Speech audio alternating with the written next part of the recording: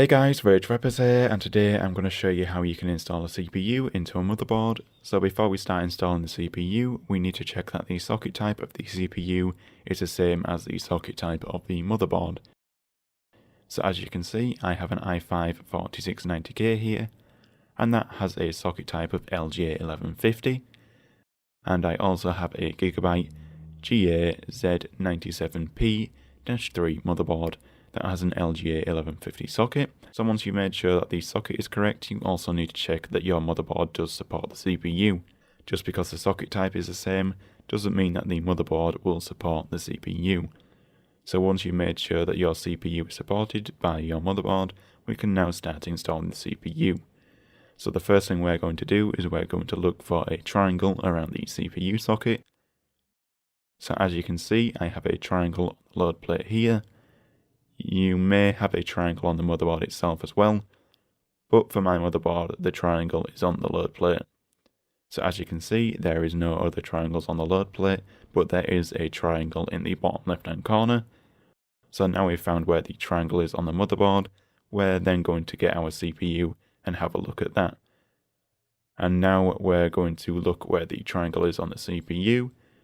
So if we look at our CPU, as you can see, there is a triangle in the bottom left hand corner here, but there isn't a triangle on either of the other corners. So what we're going to be doing is we're going to be lining the triangle on the CPU up with the corner that has the triangle on the motherboard. So we're going to be lining this triangle up here with this triangle here. So to install the CPU, we're going to press down the retention arm. We're going to pull it out to the right so that it releases the load plate. Then we're going to lift it up and we're going to lift the load plate up out of the way.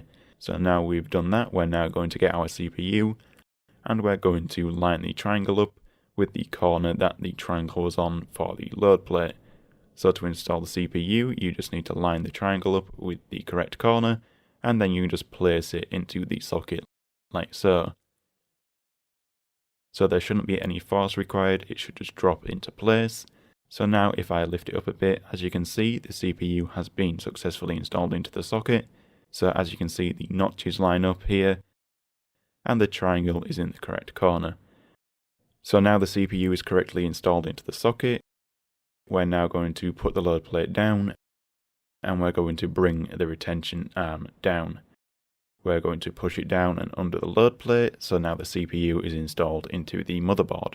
Now once you have the CPU installed, you then need to have a look at the cooler that you're using. So if you're using a stock Intel cooler, it might already have some thermal paste on it, but if it doesn't, you're going to have to apply thermal paste onto the CPU. So for this size CPU, we're looking for about a rice grain sized amount of thermal paste.